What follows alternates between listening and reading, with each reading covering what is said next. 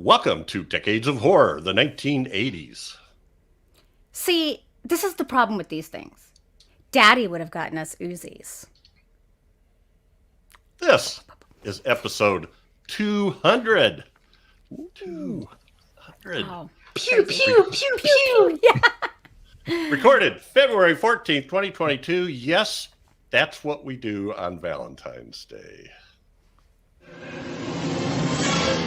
Gruesome Magazine. And a great movie for Valentine's Day it is. Oh, yeah. Very sweet.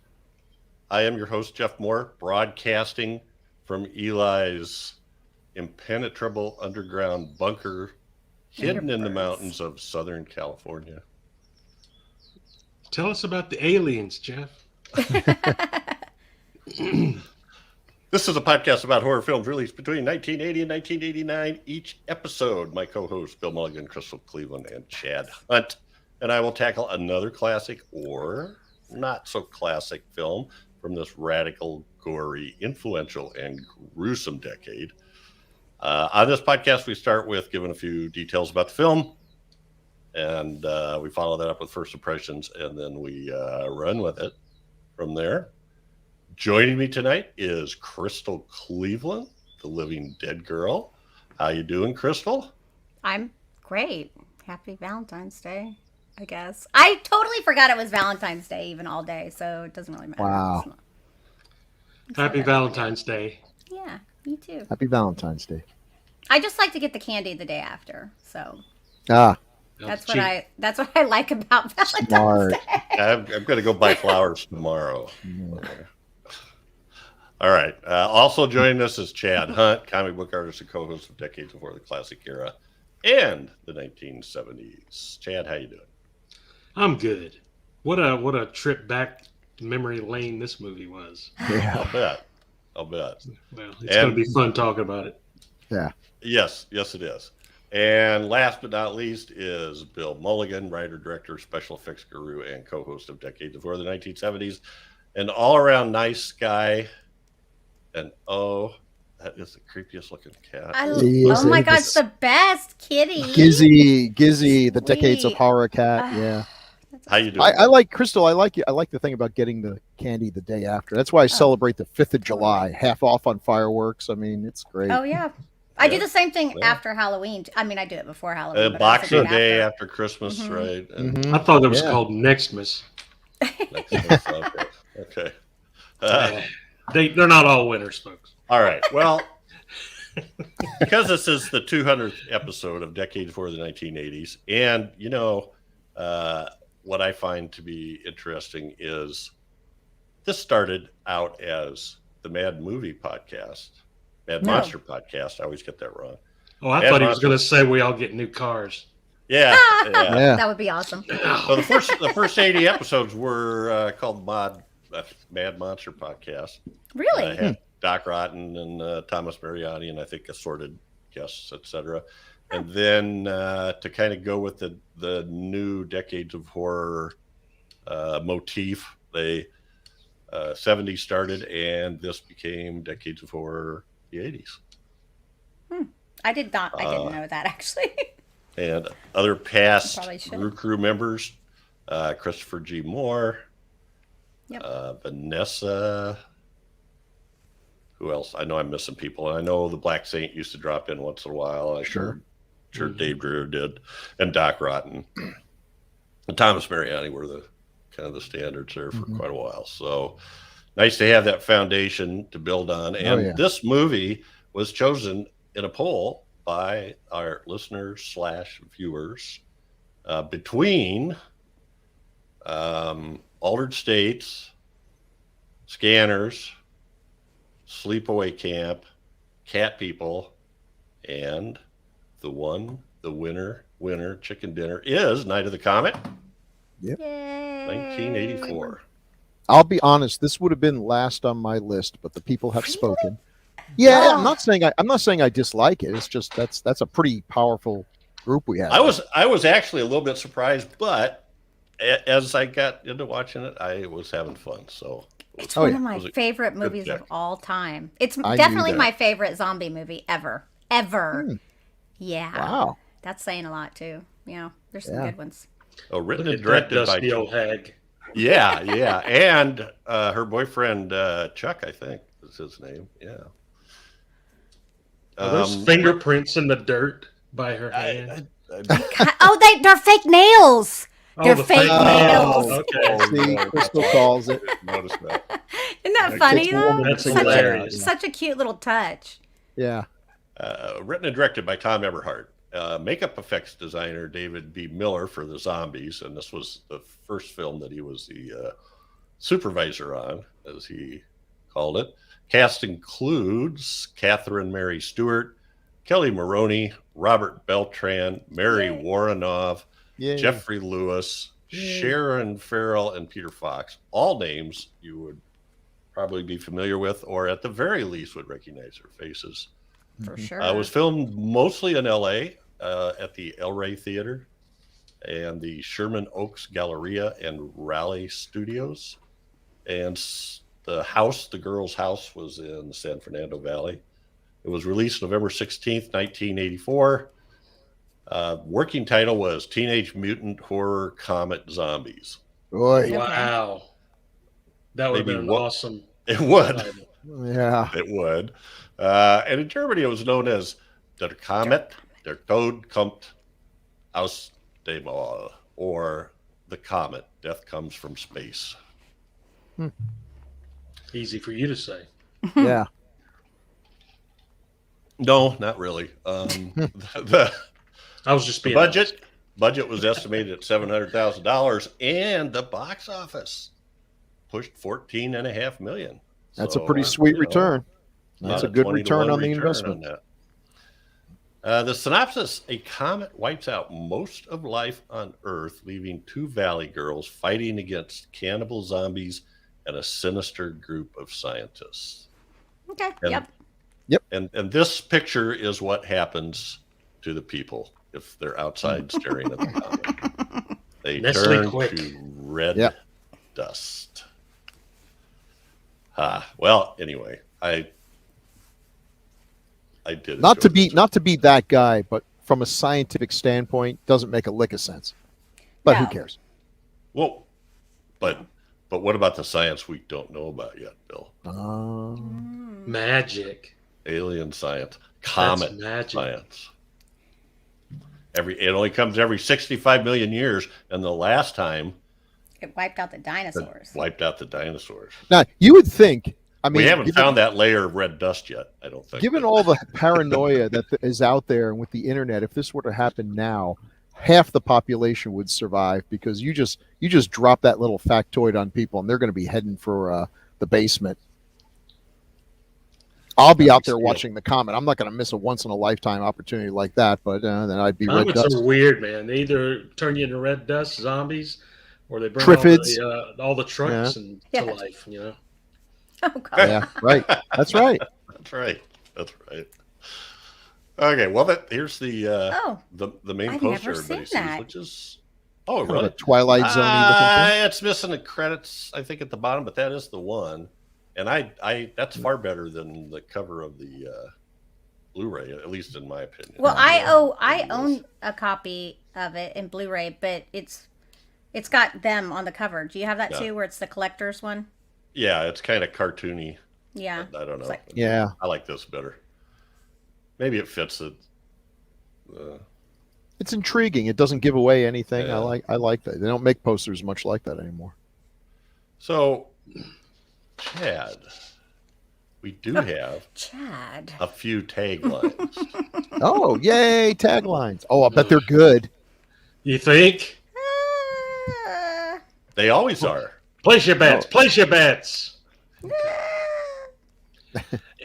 It was the last thing on Earth that they ever expected. Okay. See. Yeah. Terrible. That's terrible. That's kind of like, why is it that you always find something in the last place you look? Right, because you stop looking. That's a terrible test. Because they were dead after that. That could be anything from this movie to The Crying Game. I mean, Or that just Lassie. Yeah. Right. Okay. They came, they shopped, they saved the world. Oh, I kind of like that one. That does capture the vibe pretty well. They do a little shopping. Yeah. Okay. The comet's coming. The comet's coming. Oh, that's Chicken Little. Sorry. The Oh my comet's coming, and the world will never be the same. Yeah, okay. Back down. The last time it came, the dinosaurs disappeared. Oh, I hate that. That's groany because it's like, okay. That's what I heard. Yeah. Yeah. That was a That good was- line in the movie, but it doesn't work as a tagline. Yeah, There's a I rumor. agree. Yeah. No. Okay. Well, let's Feels like Go there was with a first different impressions one. here. I don't know. and only because Crystal said this one is winning from the very start when we first put them up there. I'm gonna let Crystal go first with the first impressions.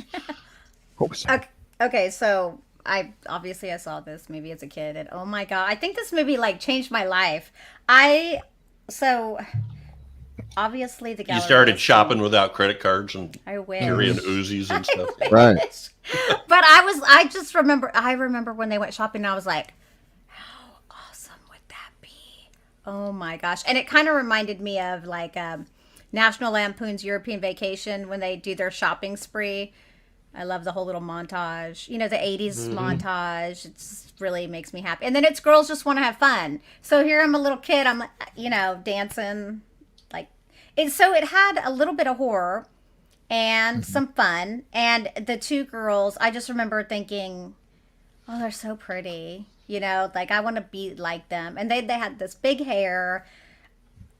And I loved the concept of it. I was like, I mean, obviously it doesn't make a lot of sense now. And there's a lot of things I have issues with. Like, dude, DMK, where'd you get your personalized license plate? Because we wouldn't have that. But that's okay. Is that a That's thing? okay. Yeah. Yeah, I mean, like, you gonna go print your own or something? Because that's super awkward. But I liked all of the characters. I really liked the female scientist, and I think the story was just really good. I think it was short, and I think it was quick. And oh my god, I love the actors. I mean, Chakotay, I love him. Like, he's wonderful in this, and he's wonderful in Voyager, of course. And I don't know. It was just everything about it just seemed to like hit the right points for me, and it still is fantastic. I love it. Like I when I was watching it, I was like, I'm kind of excited to watch it again. Now I do have it as a Blu-ray, and I don't think they upconverted it too much because it's not in like the highest quality. But I don't know if Jeff thought the same thing, but I was watching on a relatively small TV, so I wasn't really. mine is like 70 inches. So Yeah. I was watching, I was like, but yeah, I mean, even just bringing in the DMK, the Danny Mason Keener, there's someone lawn, someone is having Yeah, what's their lawn going done. on? Does someone have a lightsaber? But just that DMK reference, I mean, and who didn't love The Last Starfighter? So Regina. Oh, yeah. I don't know. There's just a lot of good to this. I think the story was great. I think it made sense. I think the character motivations were good. I think it ended really cute. It's a really great comedy horror for the 80s. Like, it's totally one of my favorites for sure. That's why I was like, it has to be Night of the Comet. Yeah. Well, the largest number of voters agreed with you. That's right. So- Because they're smart. Big brain. Well, let's They move knew to it was your Chad. favorite. Chad, when did you first see this, and what was your first impressions, and what about now? I saw this when it first came on VHS cassette, and I rented it. And I remember reading that David Miller was doing the effects, which I think it's the same David Miller that worked on Nightmare on Elm Street, if I'm not mistaken, the first one. So that interested me in this, and this is one of the dumbest, stupidest movies I have ever seen, but I love it. It's just one of those that, I don't know, it kind of takes you back to that time when everything was neon and everything. Oh yeah, the radio station. This radio stations. What's a radio station? Yeah. And and I was in love with the two leads. I thought they were just cute as buttons, and it had some cool, creepy monster effects and stuff in it. So I was glad about that. And it's the same now when you watch it. You watch it in kind of looking back, going, "Were we really that stupid? Yeah. Were we really that dumb?" And but it's a very fun movie. Don't go into it looking for anything thought-provoking or anything like that, because it's not. It's just straight-on fun and with good effects, and it's just a quintessential 80s flick. Yep. Yeah. Bill Mulligan, how about you? Did you see this? I saw this I saw this probably as soon as it got on to one of the HBOs or Showtimes or whatever. And I remember enjoying it because this is one of the most 80s movies we've ever done. This movie just screams 80s. Although unlike a lot of the 80s films, it's a lot less exploitive. Yes. The characters are likable. I think that's one of the things that really it's easy to say, they're Valley Girls and all that. Valley Girls are pretty annoying. Trying to watch Valley Girl comedies from that time is difficult. What is that sound that's driving us crazy? Someone's doing their yard somewhere. Yeah. Oh, okay. Sounds like that. Yeah. Not mine. Nobody does their yards here. Yeah, it's out here. Somebody's running a chainsaw in the yard next door. Wow. Dang. How appropriate. Yeah. Watching it now, it's not as dated as I would have thought. The hair is dated. The fashions are dated. But I like that neon look. I like the bright comic book colors. I think the characters are all pretty likable. I've always loved Mary Warrenoff, and the two leads are I forgot where I'd seen them before. I remember Last Starfighter, which is one of my favorites, and we got to do that sometime.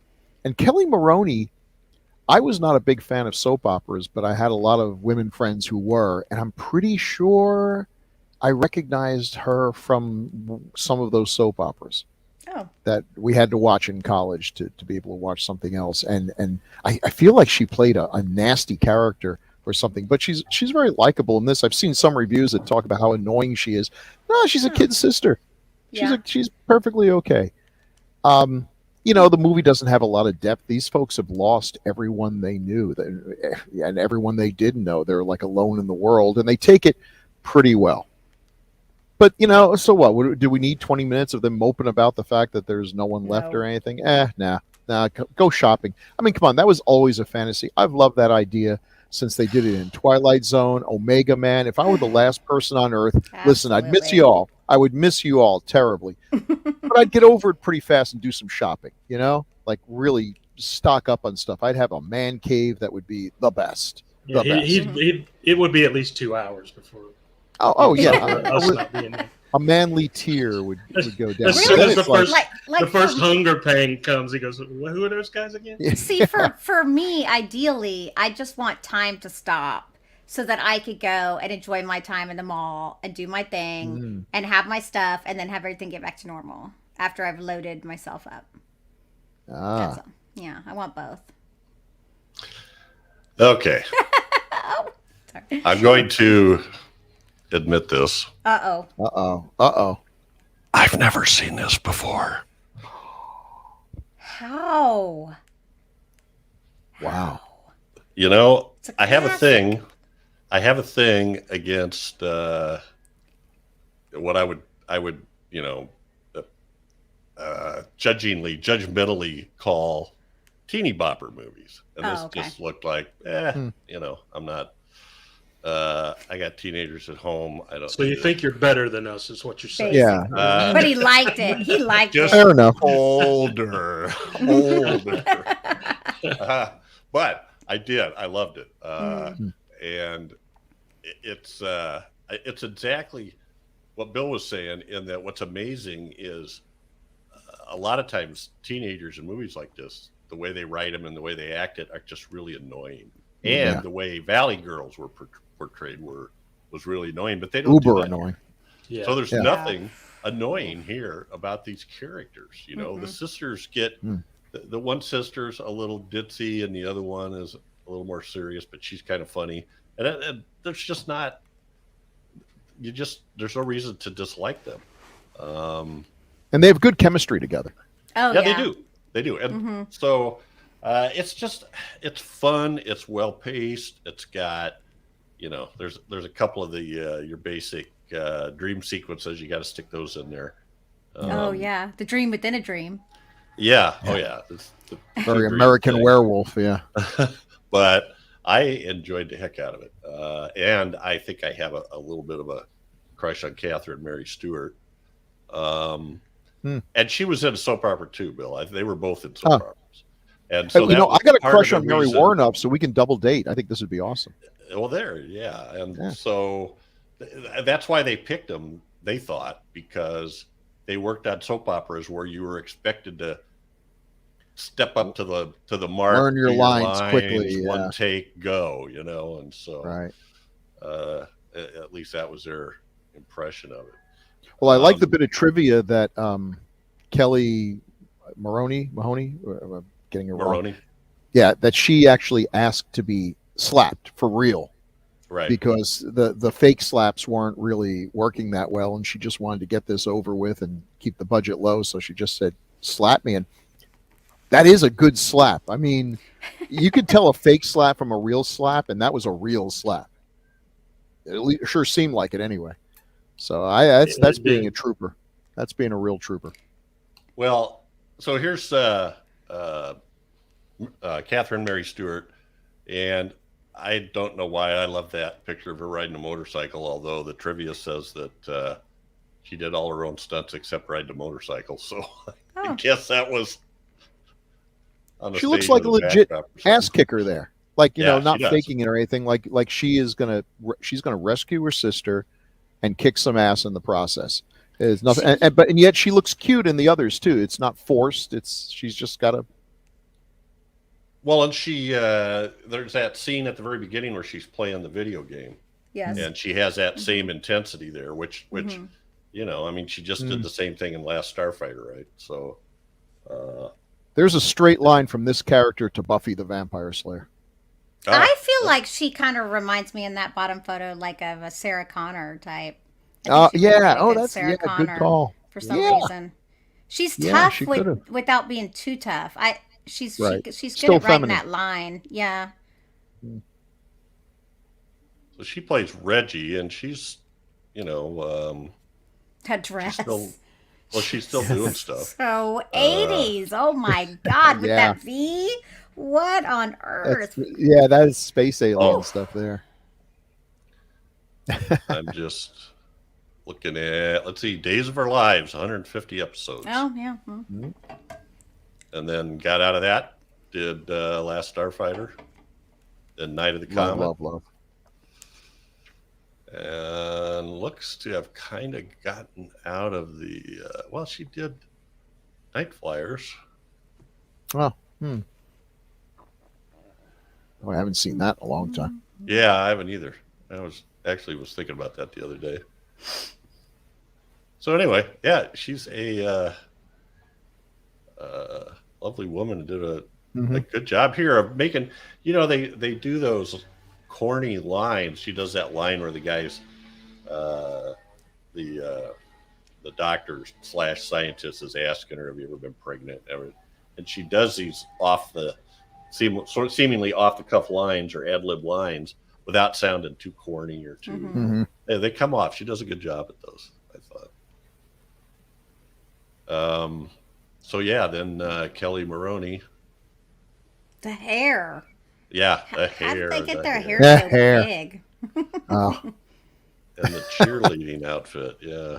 I love the outfit. Oh my gosh. It's brilliant. So, she's from Minneapolis originally, but she did a series of. She was in Ryan's Hope, 319 episodes. I What's think Ryan's that's Hope? where I probably saw it. That was a soap opera. Okay. Soap opera in the late 70s, early 80s. I don't know how long. I think it that's where I lasted, saw her. And then she was in Fast Times at Ridgemont High God, I don't remember her in it. as Cindy. I don't know why. And she is single-handedly responsible for the great hairspray shortage of 1982. I mean, Yeah. look at that hair. Dang, both of them there. And then Slayground. Oh yeah. Okay. Crystal, Steve, how much right? time does it take to do something like that? I If you have were to no- go out, Well, so I think the reason why their hair is so big is see how short it is. Actually, see how short that is. I could get mine to stick up like that too if I kept it short because it's a lot lighter. So it's short, and then they probably have perms. Honestly, my hair is Right. naturally curly, and I do everything I can to try to get the curl out. But I think at that time people put curl in. A lot of Aquanet. Yeah. oh yeah, You guys, But- I'm going to step out for a minute and make sure that's not my son doing that. I'll Oh, stop it. Okay. well, don't argue with a guy with a chainsaw for God's Yeah. sake. Yeah. Yeah. Haven't you seen enough horror movies to know? He's Yeah, like- how long he's is he like, gone before we call the police? Uh-oh. I mean, it could happen, but There we go. Interesting. Well, it's not my son. Okay. okay. Then Kinda don't stuck argue with with him. Did you punch whoever it was? No, I'm Right, not. right. Oh, man. It's not a good time of the world to No, To get to angry. an antagonize people. angry They people. they might be living on a hair trigger from. Oh yeah. You know, I don't Uh, care. I don't care if it was like Betty White. If they're holding a chainsaw, just give them a wide berth. Yeah. Mhm. Right. So yeah, then Slayground, then Night of the Comet, then Chopping Mall, hmm Big Bad Mama 2. Oh wow! What's that? Not of The this sequel to earth. Big Bad Mama, Crystal. I thought Yeah. you'd figure that out. Come on. Yeah. What was that? Angie? Was that Angie? Angie, Policewoman. Angie Yeah. Dickinson. Angie Dickinson. Yeah. Dickinson, yeah. Oh. she was like Ma Barker. If it wasn't horror, I honestly didn't Right. know much. Well, then we have Transylvania Really? Twist. Oh. Mm. Um, Oh, I was thinking of Birds Transylvania of 65000. Twilight. Yeah. Yeah. Scream Terrible. Queen Hot Tub Party, which went direct to video. Yeah, I've And never You seen think? that. That Sounds like it did. I like the plot. Yeah. Yeah. It's right there in the title. Yeah. So anyway, and then she's been coming around, showing back up again in some horror flicks and at conventions and things. Yeah, I've heard she's really sweet at convention. They both are. Yeah. And this is one of those films that I think folks who go to conventions and grew up in that time, like Crystal, have fond Mhm. memories of this film. So Absolutely. good. Well, and here they are as sisters. That's what I said. I like the And, chemistry of the two. You Mhm. believe that they're sisters, that they don't always get along and they don't always fight. That like real sisters, they do a little bit of both. But they would, kill for each other if it came to that. They, you really believe that. So, in this though, you could really tell that they used a filter, yeah. the lens for the. But I mean, it worked. It's not too bad. But yeah, that was all. Well, definitely when- filter. millions of people all turn to red dust at once. There's bound to be. Yep. I swear there was a movie, there was a TV movie. It had to be from the 70s, so before this. And the premise was there was some kind of solar thing that happened because they didn't have a budget to show anything other than just sort of zoom into the sun.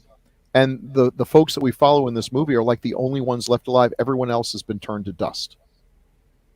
Except for the dogs, and the dogs are all now becoming cannibal packed. Well, not cannibal; they eat humans, what humans there are. So it was this low-budget TV movie of the apocalypse, and they're trying to get back home to see if their mom's alive. Spoiler alert: no, she's a pile of dust like everyone else. So Wow. that and you take that movie and Day of the Triffids and kind of smush them together, and you've got Well, this. if you just give the dogs a can opener, they wouldn't have had to eat the people. Oh Yeah. my god! I was like, wait, what? Who gives I'm it? sorry. I don't give my dog canned dog food, so it took me a minute. I was like, wait, Yeah. what? Wait, what? It was like, oh yeah, So Mary Warnoff, she's awesome. Yay. Yeah, she she's is. the best. She had the best performance in the whole flick. She actually She's just acted. yeah. yeah. She played. She it did. really She well. acted. she's just one of those actresses where you put her in the movie and she's probably going to be one of the better things in the movie. You're not going to. She's definitely not going to be one of the worst. She's been in some Drek. She's been in some art stuff. She did Andy Warhol things. I got somebody that came to see me too. Come on up here, bud. Oh, So he's like, look, I got an animal too. oh, Anyway. hey. It's a big Where dog. is he? I didn't shut the door. Klaus von barks a lot. Wow, that's Is it a name. Great Dane? Here's German short-haired pointer. here's my Oh. toy. Here's my toy. So, yeah, no, she's great in this, and I think that I read that her monologue at that one point that she wrote that herself. She asked him if she could do it herself. Oh, and, even better. Yeah. Hmm. Well, the part where she's talking very to smart Robert Beltran. in real life. Mhm. If you get a chance to see her at a convention and she does a panel or anything, go. You know, I mean, I love actors and everything, but there's some that are so much smarter than most actors you would expect them to be, and she's one of them. Just a real intelligence, and that always comes through in her performances too. Yeah. Even in a dopey movie like Death Race 2000, you know, she's got that presence.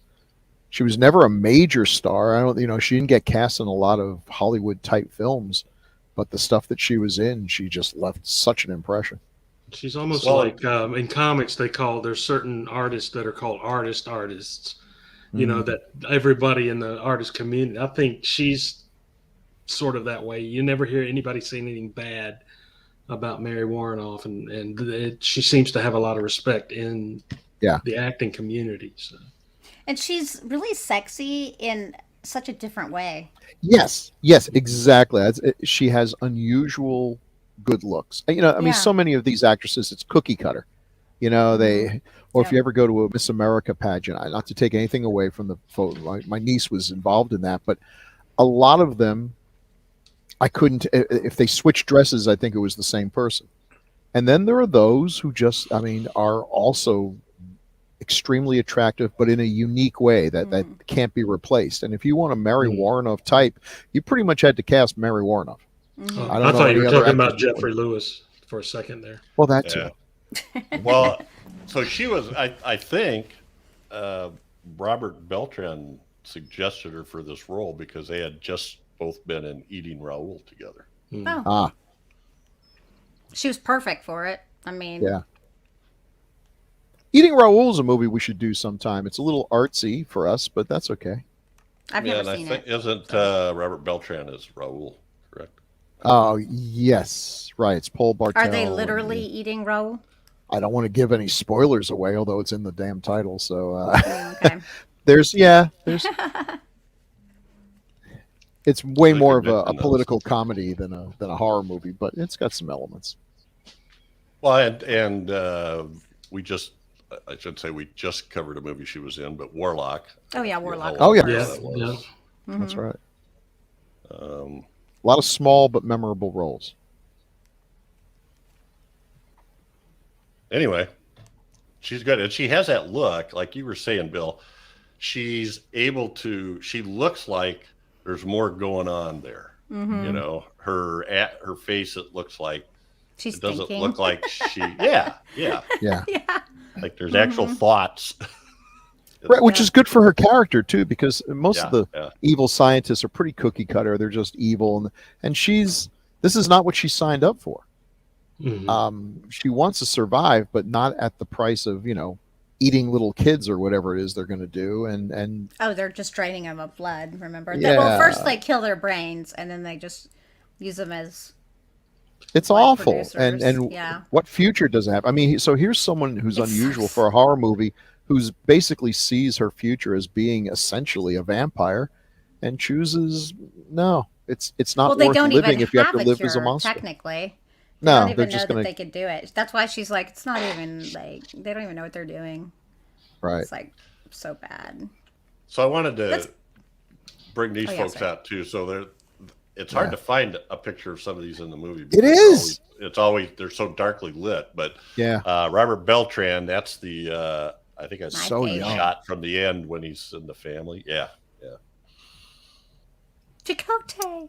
looks like. See, I didn't because I mean I don't recognize faces. So, but I totally blanked out on him being Chakotay, and now it's obvious. yeah. But I didn't see it at the time. He's I so love young, Voyager. such a kid. Well, yeah, I love that show too. If you notice when you're watching the movie, he's got top billing, and he's, according to him, he kept telling him he didn't want to do it because he'd just done a part like that. He didn't want to be he kept calling it a cholo or choyo, the Mexican character, and he got them to say you don't have to do it that way. You can make him more. I was going to say, I was like, it didn't come off as right. But they literally were begging him to come back, and at some time they said, we'll give you top billing, if you come, because they. So he's like, okay, and he said, Mary and Kelly were or Catherine and Kelly should have had the top billing, but sure. At any rate. And my favorite thing though is that car. Oh my god, Santa Claus! Yeah. That is an awesome car. That is a 1953 Buick Roadmaster Skylark. Nice, beautiful. The color, everything. Oh yeah. What I didn't understand is, and I thought that was funny, was the fact that he decided to take his truck to his mother's, and I'm like, you gonna take that gas guzzler? Like, it just didn't make any sense to me, but that's okay. I'm like, and how are they pumping gas? Because I don't know that they had pay at the pump in the 80s. Did they? Yeah. Yeah. Are you sure? Yep. I was there. Yeah, I'm trying to remember. Okay. Where I lived, mostly they had a guy come out and he would pump for you, or they check your they oil turn it on at the. Yeah. I don't know. I don't know. But there's always a way. You could, if you just get yourself a garden hose and you could siphon some out. I mean, there were plenty of empty cars full of gasoline, right for the. Well, picking. now it would be simple if. That's why they didn't had him show on, him gassing up, because they didn't want all you guys arguing about it. Yeah. Also, Jeffrey Lewis. Chad, what's the first time you can remember seeing Jeffrey Lewis in something? Oh man, Jeffrey Lewis. I'm a big Clint Eastwood fan, so he's been in Every Which Way But Loose, Any Which Way He Can. Oh wow. I think Bronco Billy, and he's also Juliette Lewis's dad. Right. Oh, Right. I had no idea. That's interesting. That makes sense. I see it actually. I love him in just about any. Salem's Lot. He's been in Salem's Lot. Yeah. Love that guy. Love him. Was he in? Am I getting this wrong? I'm probably getting this wrong. Was he in Devil's Rejects? Yeah. He wasn't Oh, Devil's yeah. Rejects. Devil's Yeah. Rejects. 2005. Well, the first time I remember, I think seeing that was him, one of his last movies. I think. it was towards the end. He just died 5 years ago, maybe. Something like that. Yeah. Yeah.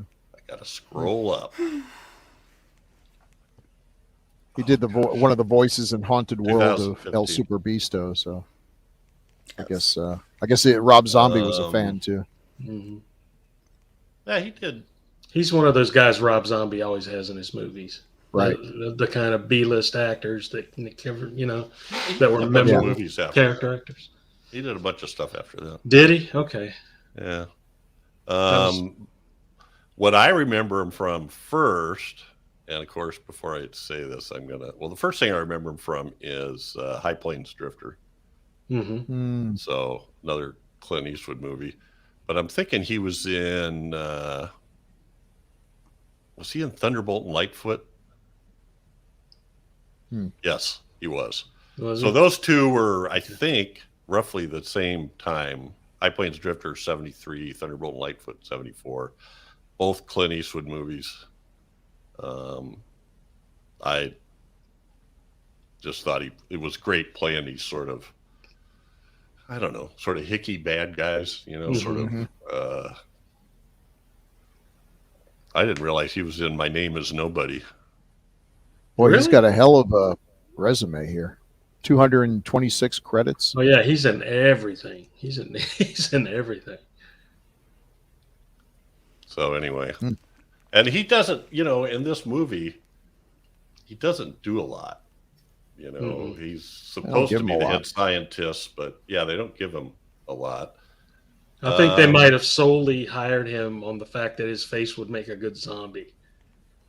It's like 5 seconds. Well, it looks good in shadow, Possible. and that's where they have him almost the entire movie. Yeah, and It's craggy. There's a lot of character there in that face. Yeah, there is. And then the other one I threw up, who doesn't last very long, is Sharon Farrell. but she's memorable. She played Patricia Arquette's mom in Nightmare on Elm Street 3: Dream Warriors. Oh, okay. Oh. Yep. Whoa. Okay, I was like, I know that she's familiar, but I just don't know. Freddy cuts her head off, and she's still going. But now I got to go back. See, those are part of my loves. I fell in love with her in. She was in a movie called The Reavers. Reavers. With Steve McQueen.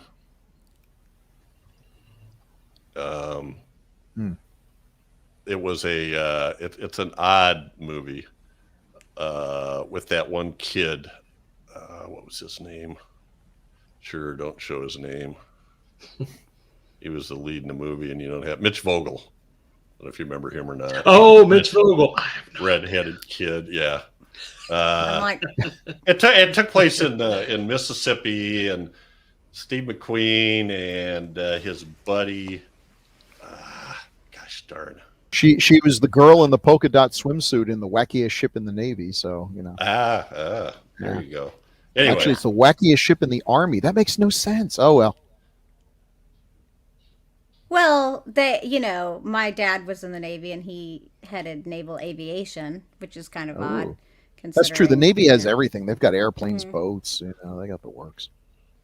Rupert Cross is who I was trying to think of, African American actor. They borrow a car from this rich guy and take off anyway. I know I'm getting off track, but she plays a sweet, lovable prostitute. Oh, She was neither sweet nor lovable in this No. movie. She was the most unpleasant character in the whole movie, No. including the evil blood drinking scientist. she looks super mean. Yeah. But then we also have the zombies. Zombies. I think the makeup is so good. It is. I do too. Yeah, it was. I wish there were more of them. There's really only it felt like there was only about 5 minutes of zombies. But if you think about this, if the budget really was only $700,000, they did a lot with that money because we've seen other movies and I'm like, where's the money? This movie seems like it was way more than that to me. They stretched out those dollars for sure. Look how beautiful They had the one guy at the beginning that kills the projectionist, Right. and which he was amazing. Come on, he's like, come here or something. She's like, nah, no, I can defend myself, dude. right. My dad's a Green Beret, and he raised us to be Green Berets until he realized we were girls. Apparently. Well, that guy's one of the iconic zombies in here. Yeah. And then the guard at the scientific facility. But anyway, there aren't very many of them. And Jeffrey Lewis is just starting to turn right at the end. But that officer But it was good is makeup. the best. They look good. There was the other one that's sort of an iconic one that was in a lot of the ads and stuff like that was one of the dream sequences where the cops pull her over and that's him. Her eyes Right. That's not the same. That's not the same cop. Are you sure? Yeah, Oh, I assumed it was. Oh, I thought it maybe not. was. I don't know. I'd have to see. maybe. Well, maybe it is. Maybe it is. Because They actually said- this is the dream within the. So it's the Right. dream, and then she wakes up in the radio station and goes to wash her hands, and then this cop comes up behind her in the Okay. dream. It's another Okay. dream. Yeah. So there was just one with two little beady glowing eyes that were glowing. I didn't know it was the same guy though. They might not have. Just made his The eyes same glow. way. Yeah. I just assumed, and apparently those two cops were like they would normally have these cops on the set to help with directing traffic and stuff like that, and they volunteered to be in the movie. Oh, Oh, you yeah. mean they were actual cops? They were They were actual actual cops. cops. Yeah. And then at some point they were like, "Hey, would you guys like to be in the That's movie?" And awesome. if you ever make a movie and you have Sure. people who are doing catering or whatever, and you say, "Would you like to be in the movie?" They They're will always gonna just say jump yes. on you. Of course, they say yes. That's why they're there. Yep. So one of the things that I thought was a little interesting and kind of surprising was how they got all these streets with no traffic on them. Yeah, it's empty. It's like, was this COVID? Did you shoot Well, during COVID? The director said that crazy. all they did was they would stop traffic for, like, he said they'd only give us a couple minutes. And if you did it early enough in the morning and had the right angle, you could get a shot. Yeah. And I don't know. It is mind blowing. I didn't think there was any time there was that little traffic in LA. But Well, I tell you, that's one of Well, those things that's gotten a lot easier because in After Effects you can just remove items, and it like a miracle. It can turn a city into an apocalypse. But it looked really empty. I was impressed. well, they had a lot of cool. I thought they were effective shots, like the shot I showed at the beginning with the clothes, where they were having the Comet party. Yeah. But then there's another shot where there's a like a building in the background and there's a bicycle tipped over. One of that style that was popular then. It had blue tires and mag wheels. Yeah. Like a motorcycle bike? Is that what you mean? Like a bicycle. I don't know. But that was when they just started to be able to do things with like colored tires and things you didn't have. Tires were black. Yeah, that was a big deal.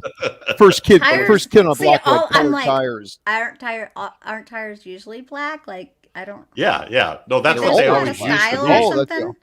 But this was like a new kids thing. New kids. Yeah, one day a kid showed up with red tires, and we were like, what is going on? And then mag wheels. Wait a minute, he doesn't have spokes. What's up with that? Because it's. Oh my god, I feel it. The problem. All I remember doing is clotheslining the credit or the playing card to your spokes. Oh So yeah, then it would go brrrr, like your remote. Yeah, annoy the entire you can do neighborhood. that on the mag wheels. You had to have spokes to do that. I think. Yeah. God, we were so simple back then. Just simple pleasures. It made us so happy. Well, I think colored wheels would make me happy too. That sounds awesome. It was. Anyway, I dug that stuff.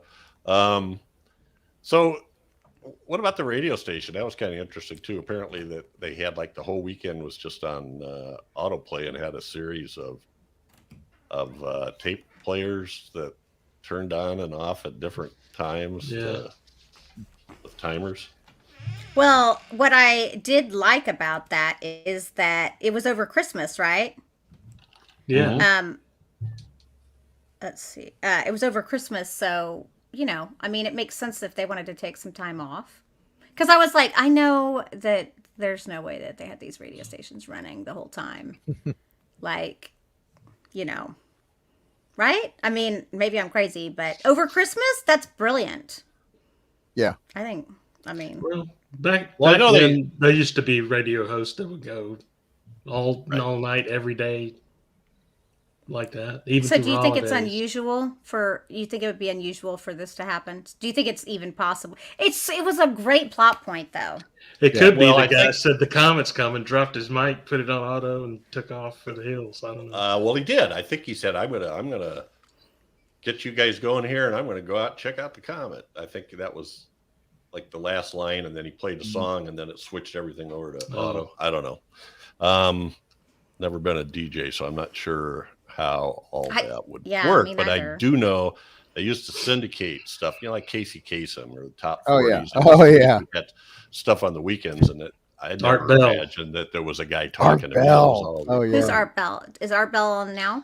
Art Bell is who Jeffrey was emulating at the beginning. He has ascended to another level. Oh, okay. Middle of the night, conspiracy alien. Like Alex. No, much more. He wasn't he wasn't like Alex Jones. He was like. That's it. Thank you, Alex Jones. There was nothing he didn't believe, but he was not mean spirited or anything about it. It was just people would come on, these crackpot tinfoil hat wearing people would come on, and Art, no matter how silly it was, Art would give them a respectful hearing. A respectful hearing. Yeah. And never once you're let like, on that he thought they were crazy. mhm. It was a lot of fun. Fun guy. Well, that's good. That sounds like Yeah. fun. Yeah, that's good. Oh, he had some super fans. I think a lot of overnight truckers and stuff like that. Gotta listened to look him this up. and Oh, people yeah. Bell. that had jobs. Is he were, still around? No, He died. No. Oh, that's sad. But somebody else took over the show. But yeah, No, I used to he stay up late and couldn't listen to refuse. Art Bell. And I worked just third love it. shift, so Art Bell was the man. Yeah. There you Yeah. go. What else? Anything else we need to talk about here? Just You a know, cheerful, fun movie. Yeah, the blonde A nice hair. happy ending that wasn't forced, and it's a feel good movie. Yeah, when you think of the '80s, this has got to be in your top 10 most '80s movies ever made. You know, the characters are fun. You don't really. There's a sense of danger, but there's also a sense of fun about the whole thing, and over the top stuff, and it's just a lot of fun. And for anybody who hasn't seen it and are interested in old '80s sci-fi, horror, zombie, whatever this amalgamation of stuff is, it's just a great film. Fun. I don't think there's a single horror movie lover that I know that's seen this movie that doesn't like this movie. Yeah, me too. I can see people not from the 80s not really getting it and all, that when they think, if their idea of 80s exploitation is more humanoids from the deep, way more exploitive and everything, I could see what maybe this might seem a little corny, a little more old fashioned and everything, but I like it. I like the fact that the characters are good people. Me And too. they make it to the end, and we have for an 80s movie, an 80s apocalypse movie. That's about the most hopeful, positive ending you could possibly hope for. Yes. Yeah. So Well, and it's all going to be all right. PG-13, Yep. The audience. they There's were no going for. nudity, which is Yeah. great. Yeah. There's no Some nudity. transparent lingerie. That's not nudity. No. Mm-mm. Well, if Jeff saw it, Yeah. then it's there because I Jeff saw it. studies Yeah, such things very That's fine, closely. Oh my gosh. That's why they Wow. invented frame advance, right? See, I told Wow. That's So- funny, actually. you. Jeffrey, what are you doing in there? The little the blonde haired boy, that was Sharon Farrell's son. The zombie boy? Huh. Not the zombie No. boy, the one that was Oh. in the family at the end. Oh, you mean the one that got saved? Okay. Oh, Yeah. okay. The live boy. Okay. But that is so corny at the end, but they actually sort of make it work. Yeah. The whole Yeah, don't yeah. cross the street. They got a It was family. in spirit with the rest of the movie. I mean, it was just hmm you kind of figured that was going to happen. If it didn't, you would have been disappointed. So the first time Right. you saw this, did you get the DMK thing? Yeah. Of course. Okay. Of course. Because she Well, it was a was upset. Well, okay, I'm a gamer. So for me, I got it. So for me, I was like, now I can't remember playing arcade games like that and putting your names in, but I get it because she was obsessed with him. That's what made it so funny. I mean, of course, I get that they put it on the license plate, and the reality is he wouldn't have a personalized license plate. Hmm. Okay, but they wanted to drive that point home because had he just been like Danny Mason Keener, I might not have gotten it. I might not have gotten the DMK until you saw the license plate and then it hits home. But I remember that from when I was little. Now, I got it. it was obvious for you, and it's obvious for everyone here because that's the kind of people we are. But 25% of the audience has the memory of a goldfish. yeah. And I'm sure they were like, why are we Oh, like, yeah. okay, what does that Well, he's mean? Why are we mentioned- looking at this license plate? He's mentioned twice Yeah. in like the first 5 minutes of the film.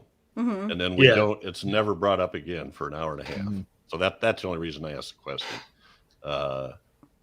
But I Do you know thought it was- anyone named DMK? yeah, yeah. I guess I just, it was, I think it was actually such a freaking awesome way to end it. I mean, it's so Yeah. funny how she's like, this MFer at number 6, he's messing up my freaking flow. See, I even remember he was at number 6. Yes. See, I'm like, I know who Yeah, he like was. that. I was going to Go say, I ahead. remember what a big deal it was when you were good at a game to get that going, and then Yeah. some jerk shows up and suddenly Yeah. I can you're just so imagine. I angry. can imagine, like, How many just quarters I wasted on Red Baron? make you So angry. apparently that line about the MAC-10 and the Uzis, Dad Yes. would have gotten Uzis. That Mhm. was an ad-libbed thing Oh. that kept jamming on him, and finally the director says, "Just think of something to say because we can't keep doing takes trying to get the guns to not jam." So that's Oh. Okay.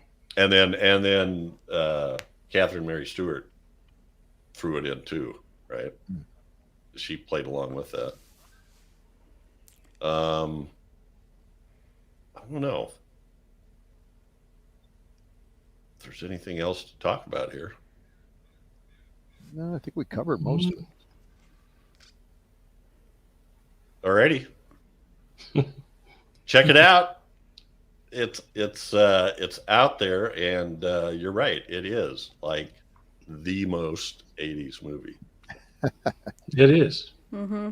Chakotay. If you want, if somebody, one of your kids ever come along, grandkids, and says, "Tell me what the '80s were like," you'd sit them down on whatever media is available at the time. It's probably something they can project from their foreheads, Yeah, and that show would be them, awesome. and show them this movie. If they ever, it's just. Well, that's what you would do. Yeah, I would show them a Lucio Fulci movie so they'd shut up and never ask me that question again. Leave me alone. Yeah. Yep. Well, Yeah. Crystal was right. How old they are. Crystal was right. One of the things I remember thinking is that shopping mall thing. That was a really well done montage. And this was his first time directing a feature film. So that's so well. I love it. I think he got all the right shots. I think, honestly, I just think all the elements of this movie worked out really well, though. I think the story, first and foremost, was kind of fun, unique, original, and funny. And then he had good actors. Mm-hmm. He had good people doing the makeup. He had good locations. He had a good cinematographer. So, yeah. It's. Mm-hmm. All righty.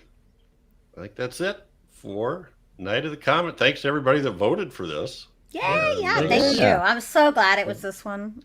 I mean, Yay, I like all the movies on the list, but and we'll get to all those movies eventually. They're all great. But we need something special. We do have a bunch of feedback. Oh, yay. All right. Chad, are you at the feedback part? Shall be. If you could read the first one, is on episode 191, Rawhead Rex, from Bill Gabriel. All right. Bill Gabriel says, it's Sheriff Carnage, and every time I see a kid get it in a movie, I think of Santos. Oh. Yeah. Very, very true. Yes, Santos Absolutely. loved kids to get murdered in movies. And it didn't happen enough for him. So, thanks, All right, Bill. we have a bunch on Halloween 3. Oh, okay. Yeah, That's A wow. lot of people in our boat. So who wants to take one from Nick Gadman? I'll do a Nick Gadman one. All right. Nick Gadman. Wow, can't believe this classic hasn't been covered yet. My journey with the movie is almost identical to Crystal Cleveland's. I saw it as a kid in the 1980s and loved it so much that I watch it almost every Halloween without fail, and it's easily my favorite in the Hollywood series, but then I'm just not a fan of slasher movies in general. Me too. With regards to Bill Mulligan's point about it not making much sense, I totally agree, but I always saw Season of the Witch through the spirit of EC Comics. It would make a perfect double feature with Creepshow, as it follows that same fantastical comic book logic or lack thereof. Good point. Yeah. Yeah, I agree. And I think that was what Carpenter's plan was, just making different Halloween movies, or movies set in Halloween. Well, and this is the way Nick starts every comment. I can't believe you haven't done this before. Yeah. Love you, Nick. It's true, though. I mean, like, Yeah. this one's like a big one. So many Even movies. So when we're thinking of one to do, we won't like a couple of times. Bill's like, "I'm pretty sure we've done this. I'm sure we've done this movie," and no, we hadn't. But sometimes it seems like we have for some reason. But let's go. Well, Bill Gabriel has another one. I'll do that one. The first one is our I had Rex. This is Halloween 3. One of my favorite Tom Atkins roles. Yeah, I agree. To the point, I had to go along with that. Yeah. Crystal, for Lone Wolf. Okay. Patreon. Yes, the Black Sheep of the Halloween franchise, and definitely not the worst sequel. I mean, come on, Tom Atkins. Hello. You can't go wrong with him. Honestly, I would have preferred the anthology route that they were originally going to take. Me too. I think it was just ahead of its time. They were just way ahead of its time. At this point, Michael Myers is a cash cow, just like pretty much every ongoing franchise. I get the popularity, but it kills any opportunity for a fresh new story. Agreed. Now the franchise feels like one of those video games where you can choose your own adventure. That's really funny, actually. Do you want the simple standalone story of 1978? The story of Lori being Michael's sister, the story of her little daughter and that stupid thorn curse? Or do you want to visit Lori decades later as an old Rambo survivalist with PTSD? I like that. Yep. And then there's the Rob Zombie saga. Yeah. I'll stick to the theatrical 1978 film and maybe the 1981 sequel, which had a Rocky II-like recap at the beginning. You guys are my favorite horror podcasters. That's so sweet. Oh, that have been able to take me on a nostalgic trip ever since I started listening to the Decades of Horror 70s episodes. I love hearing Jeff's voice. Love Chad talk about monsters. I love werewolves. And I love hearing Bill talk about special effects. And Bava, Crystal, and Daphne are wonderful. Can't forget about Doc and Thomas. Keep up the great work, guys. Oh, that was Appreciate really it. sweet. Yeah, that was a really nice email. Thanks, Lone Wolf. Is. Mm-hmm. That's great. And I agree. I Thoughtful. think I saw an interview with the director of the last two Halloween films, and he actually talked about just walking through his house, looking at different things and trying to think of different ways to kill people. And that's where he got the fluorescent light one where he stabs the woman with the fluorescent light. Final Destination's pretty much used up all the really good ones too. Oh, well, yeah. I mean, let me tell you though, I will say Final Destination really has screwed me up driving behind like log trucks? Log trucks, yeah. I just pull the hell over no, the side of the road and wait for 20 minutes. They ain't happening. I'm always looking at those things going, what if that strap would break? I know. Yeah. I'm not kidding. Like, I can't do. I'm like, no. Same with the car. Let's go to back to Bill again. It's all about love with Robbie. It's all about love with Robbie. Great name. One of my all-time faves. Hi guys, I would love to get your take on Gonjiam Haunted Asylum. It is something. I haven't seen it. Write that down. Yeah, it is that sounds indeed interesting. Something. Oh, it's not an 80s one. It's much more recent. But okay. Hey, when someone named It's All About Love with Robbie give me a recommendation, I pay attention. Yeah, I'm gonna write it down. Thank you, sir. I hate when I say stuff. I'm thinking it's almost like a found footage J-horror thing. I like it. That. It is Korean. Maybe. Well, it's South Korean, which is already sounds good in my book. So 2018. Where can you see it?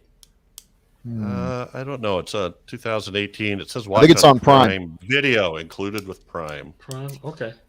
All right. I'm pretty sure I've seen it, and I'm pretty sure I went, holy. Well, thank you for the recommendation, for sure. Yes. I kind of want to see check it out. Yeah, that's why I wrote it down. I'm like, okay. Write it down for me. I want to make Chad, sure it's spelled right. From Mike Zatz. 3 words. That damn jingle.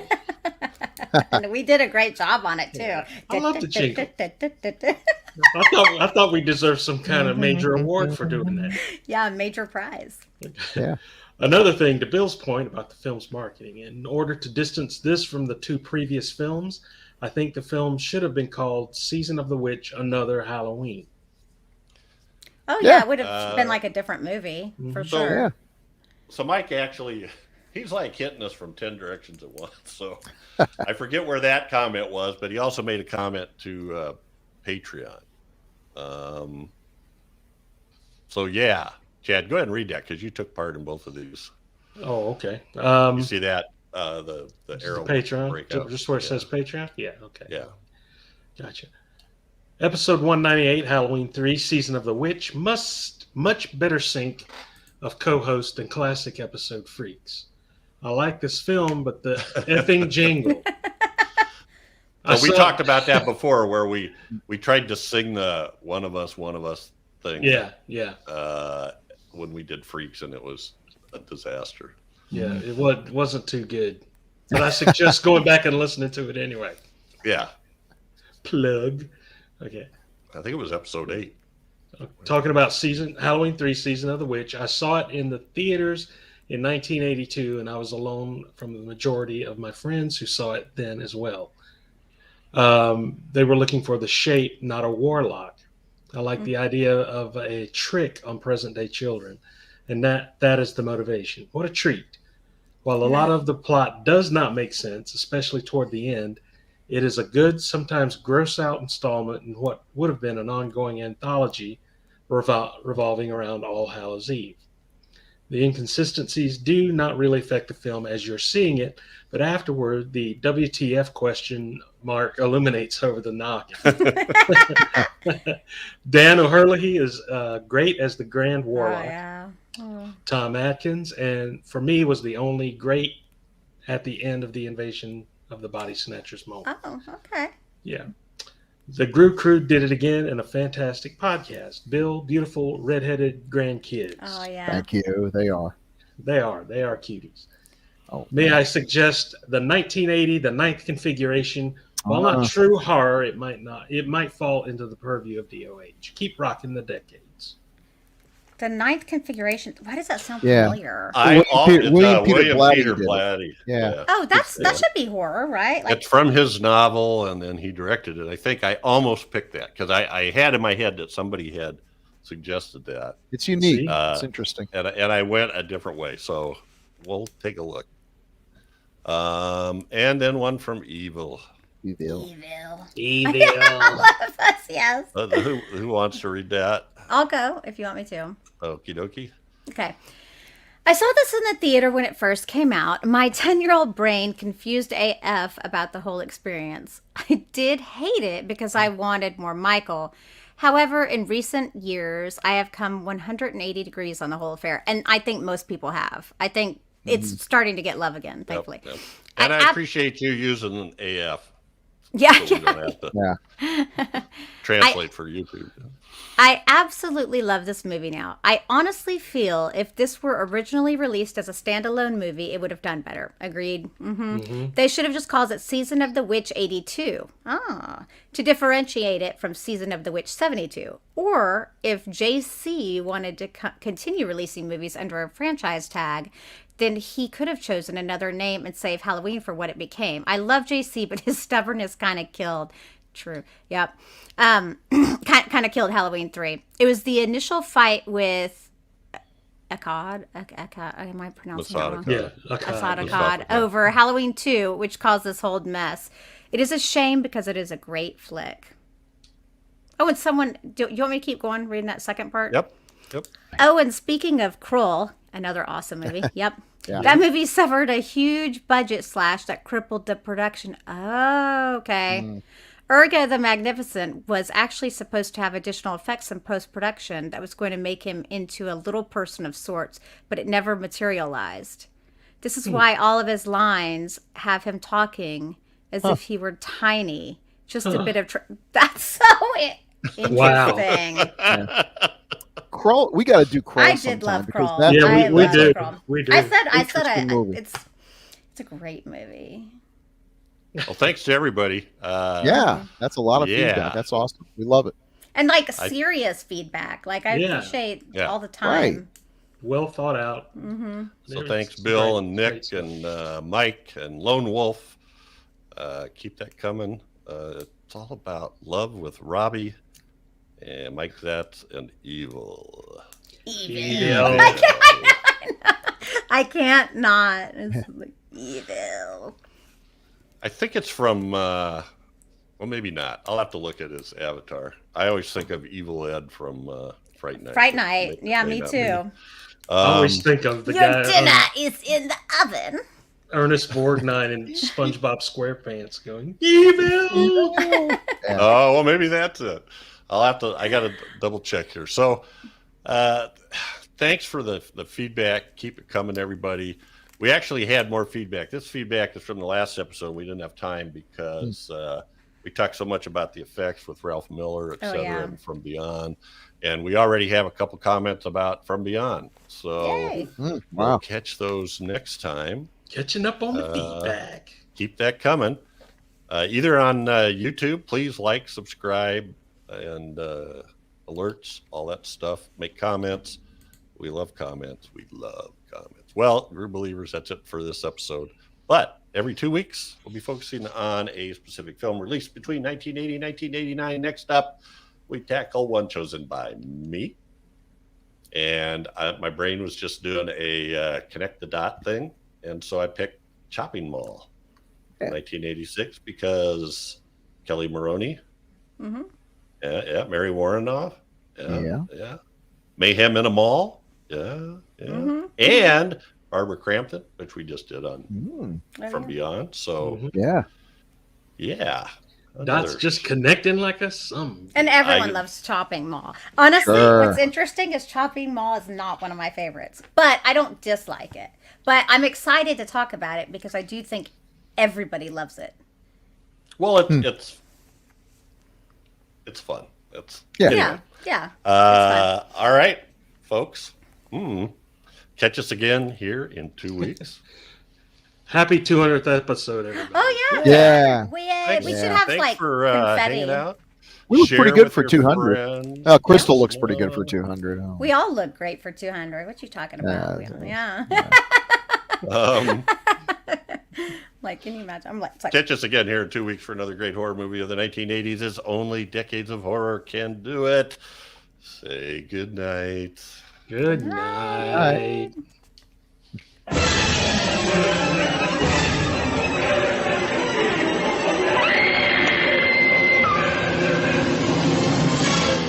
Gruesome Magazine.